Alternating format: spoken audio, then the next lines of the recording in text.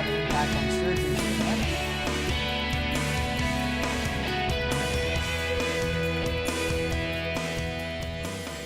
Hello and welcome to another episode of Ignite News. I'm Dimitri Perdicaris. And I'm Megan Petrolo. And Megan, the holiday season is fast approaching, and that means it's exam week. Students are preparing for their final exams, and it's obviously probably the most stressful time of the year. I know you and I are both feeling the stress. Oh, definitely. But to de-stress the students, some friends came into Mohawk, and they're actually furry and four-legged. Paula Tobias has the story. This is Benny, an 11-month-old Chihuahua Shetland sheepdog, here with other animals on Mohawk's Fennel campus. These animals are from a nonprofit organization called SPCA. Lynn Bervin is a manager of volunteer services. You know, we're very blessed in this world with our animals. Unfortunately, there's so many homeless animals in this world that need a good, loving home. So if people can open their hearts and their homes, take in a stray. How nice to give these animals a second chance in life. And it'll be your best friend. In addition with having dogs, there was a cat and a 3-year-old bunny to help students like Jolene Worth cope with school stress.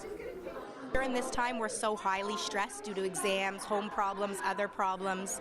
Just to take a 10-minute break out of our day to be stress-free is better than nothing. And the smiles you've seen it put on students' faces today really counted. Pamela Jameson has been at the Hamilton-Burlington SPCA for 25 years. She says that she is addicted to the power of animals and what they can do for people. I'm proud to say that we get to give them a second chance at life. You know, we save lives, but they also save lives too. And that's what we're doing here today at Mohawk College. It's a stressful time of year. Exams, the holidays are coming up, finances, all those things are flying around in our heads, and we're here to hopefully de-stress that situation if it's only for a moment. So the few moments that people have come by and touched my dog and all the other pets that we have here today, I know for that moment they had happy thoughts, they were in a good spot, and hopefully that's going to enable them to do better in their exams or feel better about themselves, and that the world is right when you got a dog or a cat in your lap. Reporting for Ignite News, I'm Paula Tobias. You know, Megan, fortunately for students like us, I mean, we have the luxury of going back to our families and friends over the holiday break and spend some quality time with them and cherish the holidays. But imagine what it would be like being an international student and being away from your family for maybe a year, 2, 3, however long it takes to pursue that education, you know, without seeing them and spending some quality time with them over the holidays. I can't even imagine. But actually, Ignite News reporter Ayan Mahmoud sat down with a Mohawk professor who understands those issues, and she sat down and talked to him about how he spent a year teaching in China. So Greg, tell me about what you do here at Mohawk. I'm a professor of chemical engineering. I've been here about 17 years. So how did you get the opportunity to teach in China? Long story. The truth is it started out with a massage. I was looking into my benefit package, and I started looking about sabbaticals. And my wife was all for taking a sabbatical and just getting out of the country for some time. So we wanted to do it sooner rather than later because of the age of my 2 younger children. So I went through the international office here, because normally people do sabbaticals and they plan everything on their own. I didn't have that time because that can take years. So I talked to the international office here, and we have partnerships between Mohawk Engineering and some Chinese universities. We also have some in India, and my wife and I liked the idea of going to China. So I talked to them, they're all in favor of it. Talked to the Chinese partners, they're in favor of it. What area in China did you teach in? I taught in a city called Wuhan. A lot of people haven't heard of it. The official census data for 2009 is 10 million people. There was only maybe 5,000 to 10,000 foreigners in the city of 12 million people. So we stood out like a sore thumb. People would stop and take pictures of us. When a foreigner usually comes to a new country, they experience some sort of like culture shock. Did you experience a culture shock when you were teaching in China? There was some culture shock because the examples I would use if I was teaching a course or teaching a topic here just don't culturally relate. You know, and even if you're just having a discussion with the students about, oh, well, you know, the government says to do that. Here, it's like, well, the hell with the government. I don't care what they say. I want to do this, you know. You can say something bad about Harper without any repercussions. There, you never know what the students can do. There's a lot of cultural things that were more you would see out in the country, but now they're in a city environment. Spitting was one. You'd be walking down the street and more than 2 minutes would not go by where you hear someone hawk up and spit. You would hear that and you turn around and there's 3 women walking behind you. So overall, was your experience in China a good one? It was really different. It was really good. I would do it again without hesitation. I found out my wife and my daughter, who were with me, couldn't live in mainland China for an extended period again. I could, not for a year. It was very tough. Where we were, there was no heating. They were far enough south that they figured they didn't need any heating. So what did you dislike about it? Because you're saying how there's certain part that was tough, i.e. the heating. Was there anything else that was particularly hard to get used to? The pollution was unbelievable. Air quality here, if the air quality in Hamilton gets to 50, people get upset. The best day we had there in that city of Wuhan, the air quality was about 80 or 100. We had one day where it was over 500. It looked like a heavy fog, and it was just pollution. All right, now we're going to take us to the opposite side. What was your favorite memory over there? My favorite memory in China was probably on the Great Wall. We went to the Great Wall. It was middle of the week, so there was no one there. Usually, if you look at tourist pictures from the Great Wall, there's thousands of people in the picture. We actually had to wait for someone to walk by to take a family photo. There's no one there. I've got pictures of the Great Wall where there's absolutely no one you can see in the picture, and the Great Wall just goes on for miles and miles. Just fantastic. That, or maybe going to Chengdu, which is a city in the southeast in Sichuan province. They have a zoo there, roughly the size of the Toronto Zoo. All it is pandas. Amazing pictures. You never get that close to pandas. We literally, in a couple hours, literally saw 50 to 70 pandas. They're just all over the place. If you go to the right person in the right office and you drop the equivalent of 200 American dollars on their desk, you get to be a panda ambassador. They put an operating gown on you and you actually get to go in and hold the baby panda. Oh, wow. And you take your picture. And you did that? No, I couldn't find the office. And there's one section of the zoo that was closed, and I think that's where it was. If you had the opportunity to go back, would you take it? Yeah, I would have to watch how long I was there. I would love to be able to do some kind of teaching with D2L or eLearn, where I could do some of the teaching from here, some of it they can do at their own pace, and then I visit for a couple weeks at a time, do the face-to-face, the evaluation, you know, run tutorials, and then come home and then we do the next segment. I would love to do that.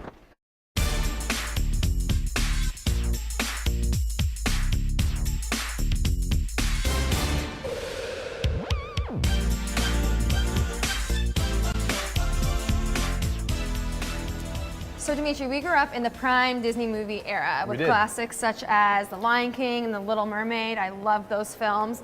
But the recent Disney movie Frozen is apparently up to par, according to Ignite News reviewer Chris Luckett. Yeah, and if you're looking to take a break over the studying time, I mean, this is a great movie to check into, maybe spend some time with the family. Here's the review for you. I'm Anna. And who's the funky-looking donkey over there? That's Sven. Uh-huh. And who's the reindeer? Sven? Oh, okay. Make things easier for me. From 1989 to 1994, Disney Animation was at the top of its game. Starting with The Little Mermaid and continuing through Beauty and the Beast, Aladdin, and The Lion King, Disney found critical and commercial success that rivaled anything they'd earned before. The arrival of Pixar in 1995 knocked Disney off their throne, which they've only recently reclaimed with Tangled and Wreck-It Ralph. Frozen, though, is the best animated movie Disney themselves have made in almost 20 years. Based on Hans Christian Andersen's The Snow Queen, Frozen tells the tale of two princess sisters, Elsa and Anna. Elsa was born with a Midas touch of ice, and when she and Anna are playing one day, Elsa nearly kills Anna. After that accident, Elsa stays in her room for a decade until her coronation day. Her powers are kept secret from the entire kingdom of Arendelle, including from Anna, who lost the memories of them. At the coronation ceremony, Elsa loses control of her powers and sends Arendelle into an eternal winter. Elsa flees and secludes herself in a faraway ice castle. Anna ventures after her to convince her to thaw the land out. Now, Frozen represents a near-perfect fusion of modern Disney and early 90s Disney. It covers similar territory to Tangled, but brings back the theatrical musical numbers that were once a staple of animated Disney fare. The songs are insanely catchy and grandly operatic, recalling classics like Part of Your World and Can You Feel the Love Tonight. And the cast of Kristen Bell, Idina Menzel, Josh Gad, and Jonathan Groff are magnificent. 'Cause for the first time in forever, there'll be music, there'll be light. For the first time in forever, I'll be dancing through the night. As great as the songs are, they're almost all in the first 45 minutes. The movie loses a little of its magic in the second half simply because the characters stop breaking into song. As well, at just 90 minutes, Frozen is a little too lean for its own good. An extra 20 minutes in the third act would have made for an even more powerful movie with a stronger ending. Minor quibbles aside though, Frozen is nearly flawless entertainment that not only redeems a disappointing year for animation, but gives Disney their best animated film since The Lion King. If this is the future of Disney, Pixar may soon lose their crown. Frozen gets 4.5 stars out of 5. For Ignite Entertainment, I'm Chris Luckett. Oh wow, Frozen looks awesome. It did, and you know, if you're looking for something maybe a little bit different, a little more violent, a little more mature, this is definitely the film for you. It's called Old Boy, and Chris Luckett also has a review on it. What if I thought you knew too much, huh? Reading my letters. What if I felt like I needed to kill you right now? Then I suppose I'd be dead. When the Korean revenge movie Old Boy was released in 2003, it became a buzzed about cult hit, largely because of 3 things: its cringe-inducing violence, its stylized action, and its jaw-dropping climax. Spike Lee's English remake has no style and fumbles its ending, leaving just a grotesque mess. Old Boy centers around Joe, a degenerate businessman who hits on his clients' wives, drinks every chance he gets, and never even bothers to visit his 3-year-old daughter. One night in 1993, Joe passes out and awakens in what looks like a motel room, but is actually a personal prison. The room's window is fake and the only door is bolted shut. After resignedly giving up hope of escaping, Joe turns to his only window to the outside world, his in-room television. He discovers on the news that his ex-wife has been murdered, his daughter has been adopted, and he has been fingered as the killer thanks to planted DNA. For 20 years, Joe consumes the dumplings and vodka he's given daily. He writes and stockpiles desperate letters to his daughter, and he watches the world go by through his television. Then one day, without warning, he's released. With no understanding of what he did to provoke his punishment and 2 decades of seething fury, Joe goes on a mission of revenge. Now, the concept is obviously preposterous and hinges on the ending giving an answer of such scale that it overcomes that. The original, despite its occasional missteps, stuck its landing with a jaw-dropping turn in the plot of its climax. The 2013 version trips and stumbles with it, in part due to Charlton Copley playing his villainous role as if he has a mustache to maniacally twirl.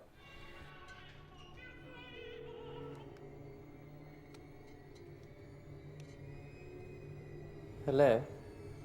I thought it was time we met. Park Chan-wook's version had a visual flair that amped up the gore for key moments, but shied away from it for others.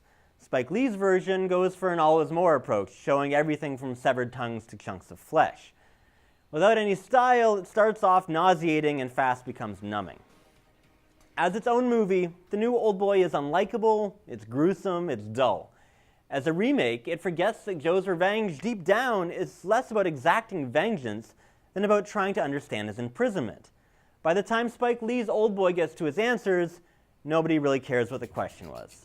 You might want to think about what you're doing here. I've been thinking about it for the last 20 years. Old Boy gets 1.5 stars out of 5. For Ignite Entertainment, I'm Chris Luckett. So I don't know about you, Dimitri, but I'm asking for a GoPro camera for Christmas. A GoPro, nice. I was thinking maybe a DSLR. I mean, it captures pretty good footage as well. Yeah, and while those items are hot items on the marketplace this holiday, and they're comparable, so is the Sony PlayStation and Xbox. Oh, definitely. They're the hot items to get during the holiday break. And here's a tech talk for you, comparing both the PS4 and the Xbox. Here it is. It's been 7 years since the release of the Sony PlayStation 3, the last major HD home gaming console. With the release this month of the Sony PlayStation 4 and the Microsoft Xbox One, the console wars are set to become fiercer than ever. PlayStation 4 is actually the next step in gaming from PlayStation 3. All the games that they had, for example, like Little Big Planet, Infamous series, they'll all be continued on this gen of system. And a lot of people are used to the way that their PlayStations play. What's new about the console? Like, how are the internals compared to the PS3? Well, basically, again, it is Blu-ray. Just different things that they've added is their new PlayStation Plus network. It allows you more interaction with other gamers. You get more free downloaded games. What else there is now is the PSP Vita has more capabilities with the actual system itself. You can get games that you can play both on the Vita and on the PlayStation 4 and only have to pay for one game. With gamers and game systems, they're like really loyal to what they believe and what they feel are the better systems. So I mean, anyone that's had an Xbox 360 is gonna just make the next general step up, which would be the Xbox One for them. On the market right now, there are a lot of 4K TVs coming through. That's in latest and greatest. That's gonna be the next big thing. So Xbox is already there with that. Inside the system, they do have a Blu-ray player now. Before, Xbox didn't have a Blu-ray player, so that's a new step up for them. If you're looking for next gen, Future Shop is your next stop. Riley Lenting, Ignite News, Mohawk. So whether you're playing the PS4 or the Xbox, I mean, we're used to playing on HD TVs, which has always been great, but there's a new TV in town. Oh yeah, and the quality of that puts the HD to shame. Here's the Tech Talk. From standard to HD, television has recently undergone the next step in picture quality. An even larger one is looming ahead. It's called 4K. 4K TV, basically what it is, it's 4 times the resolution of your standard high-def television. A 4K TV will have 8 million pixels in it. So as I said, 4 times the resolution of a standard high-definition television. You can access Netflix, you can access YouTube, you can access Skype. Each manufacturer will have its own app store, similar to Apple with iTunes and Android with the Google Play. While the increased resolution is impressive, 4K TVs have a high price point at $5,000 or higher. And at the moment, there isn't much 4K content on the market. YouTube has some 4K content, Vimeo, there are some Blu-rays that upconvert to 4K. We do sell a Blu-ray player, a 4K Blu-ray player, but right now there's not a lot of content. But the TV itself will upconvert whatever source it gets to 4K. If 1080p isn't cutting it for you anymore, 4K TVs are finally out for the consumer. Riley Lenting, Ignite News, Mohawk. Wow, I really enjoyed that Tech Talk. I think I want a new 4K TV for Christmas now. Yeah, me too. And if you're looking to watch something on that 4K TV, check out the award-winning film Blue is the Warmest Color. Here's the review. The French coming-of-age drama Blue is the Warmest Color has been making headlines, but not for the right reasons. It's about a lesbian relationship, and there are graphic sex scenes in it. But sadly, those scenes are all that many people have been able to focus on, which is a huge disservice to a movie that deserves to be talked about because of its quality, not because of its content. Adele is a high school student trying her best to be happy in a heterosexual relationship and feeling like some part of her is broken. Then one day, she meets the blue-haired Emma, and Adele's world opens up. It's a love story that's been told similarly before, but never like this. Tu t'appelles comment? Adèle. Adèle. C'est beau, Adèle. Attends, Adèle, Adèle, ça veut dire un truc en arabe, non? Je crois que ça veut dire soleil, espoir, amour. Non. Ça veut dire quoi? Ça veut dire justice. Ah, j'étais pas loin. Ouais, soleil. In France, the film was called The Life of Adele, Chapters 1 and 2, and the movie indeed feels like 2 distinct halves. The first, as Adele and Emma fall in love, is wonderful and hypnotic. The second half, as jealousies and time chip away at their relationship, feels more forced. After one convoluted argument, the movie loses its momentum and never quite gets it back. The sex scenes in the movie are graphic and honest, but the real showcase of the movie is the acting. Adele Exarchopoulos and Léa Seydoux are both superb and create a relationship that feels authentic. The extremes they go to, not just physically but emotionally, are astounding. This is a powerful modern romance with excellent performances and a fresh story to tell. If the second half had only been as strong as the first, it also would have been one of the best movies of the year. Blue is the warmest color, gets 4 stars out of 5. For Ignite Entertainment, I'm Chris Luckett.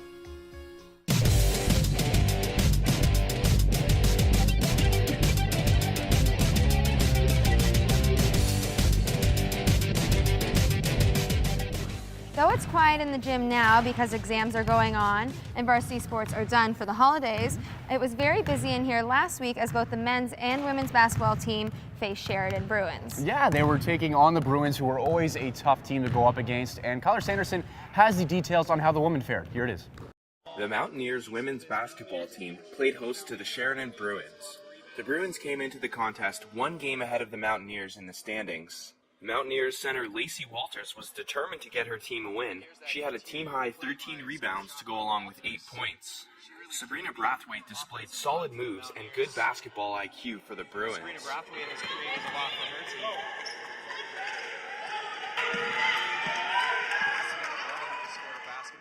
It was a back-and-forth game in the first half, and the Mountaineers captured momentum on a scramble play at the end of the half. Half here, let's see what they can do. Here's Natalie Fisher, Abella long fire, and wow. It's good. That's a huge momentum shifter. Wow. Abella just drains the 3 to end the half and give her team the lead. The Bruins tried to regroup in the second half, but the Mountaineers were on a roll and outscored them 17-6 in the third quarter. Allison DiLorenzi chipped in with 4 points, 3 assists, and 2 steals for the Mountaineers. The Bruins tried to claw their way back into the game, but the fourth quarter was more of the same as the Mountaineers outscored them 17-8. Steph Rymack had an excellent game, leading the Mountaineers in scoring with 19 points. Saw some good outside shooting by The Mountaineers were able to hold off the Bruins and improve to 5-4 on the season. Mohawk up 60-36.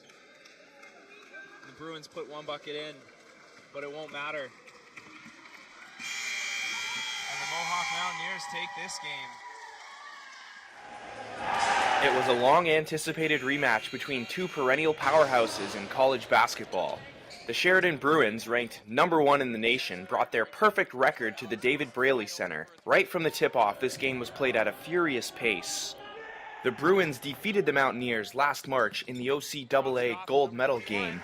Trevor Williams torched the Mountaineers for 35 points in that contest, and he got off to a sizzling start Wednesday night. Coach Jonker could only look on as Williams was up to his old tricks, including this tasty coast-to-coast dish. By Williams pushes the tempo, nice pass, contact with Reese. Mountaineers guard Matt Fennell was keeping his team in the game with 12 first-quarter points. Matt Fennell from down. Trevor Williams got into foul trouble early in the second and was forced to sit for most of the quarter. Despite the loss of their top scorer, the #1 ranked Bruins continued to build on their lead.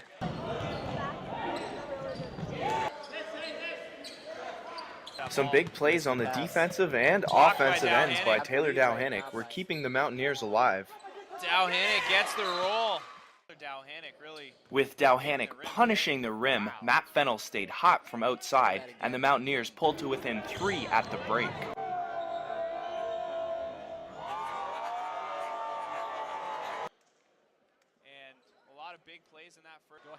The Mountaineers came out firing on all cylinders in the third quarter. The home crowd was loving the effort from Taylor Dowhannick. Keep it alive. Reese gets it. Nice pass to Dowhannick. Coach Jonker made sure Matt Fennell was a major part of the game plan. Way away from the basket. Matt Fennell pulls up. With the hand the in his 3. face. After a quiet first half, Trevor Williams was trying to inspire his team with this 3-point effort. But the Dowhannick and Fennell combination proved to be too much as the Mountaineers opened up a lead in the third quarter. Around his man, gets open, nice pass. Matt Fennell. Wow. With the third quarter winding down, the action was non-stop on both ends. Off the mark this time, huge putback dunk by Selfridge.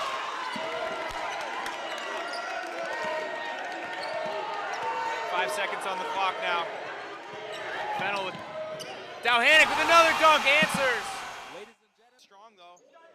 The Mountaineers built a 5-point lead to start the fourth, but the 8-0 Bruins did not go gently into the good night. A barrage of outside shots spurred a 10-0 run for Sheridan, and they re-established a 7-point lead. In for some defense now, much needed for the... Some long-range shooting from Matt Fennell and back-to-back clutch layups from Patrick Ivoroni brought the Mountaineers storming back. Off to the races, he's all alone, being chased. He's able to... Ivoroni. Nice. Backers Matt Fennell gets to Ivoroni, all alone. Reverse layup for Ivoroni. Nice back-to-back layups for Ivoroni. Michael Selkridge was trying to keep the Bruins in it. He had a team-high 22 points, and he dunked all over the Mountaineers Wednesday night. But Matt Fennell would not be denied. He scored a game-high 44. And a putback. Chance for a three-point play by... And the Mountaineers have unseated the perfect record of the Sheridan Bruins. And the Mountaineers have got to be pleased with this performance. How does that feel to get them their first loss? Well, great. I mean, we knew it was going to be a good game tonight. You know, both of us have very talented rosters. But for them to not have lost all year, we obviously we knew we were in for a real tough tussle tonight, and we were looking forward to it. And I thought the guys played well. Obviously, it was a high-scoring game. Maybe we could have been happier defensively, but you know, we got some really great performances tonight. A lot of size with Selkridge and Paul Williams for the Bruins. How did you guys handle that? Yeah, well, it was such a track meet that the size almost didn't become as much of a factor as it normally does. There weren't a whole lot of half-court sets. I mean, Andrew Cicatini tonight basically got all his stuff off of offensive rebounds. We didn't get a lot of touches in the half-court. So, you know, we had to find other mismatches out there because they did have some size, and the game didn't really lend itself to a lot of half-court. They'll go a couple weeks off here for exams. The guys will get what they should be here to do, and that's study and pass their classes, and then we'll get back together and start practicing again. And we actually go to Arizona, to Phoenix over the holidays, and play 3 games in Phoenix. So we'll get some work there, and then we'll come back for the second half. What kind of schools are you playing against in Arizona? Junior colleges, 3 different junior colleges in a tournament down there. It'll be very competitive, and we look forward to the competition. And that's all for this week. Thanks for watching another episode of Ignite News Magazine. I'm Megan Facciolo. And I'm Dimitri Pertikaris. Thanks for watching. Show off.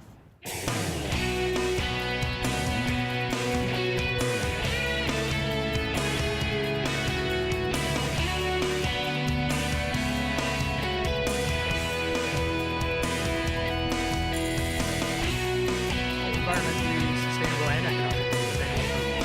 That most likely have an impact on surgery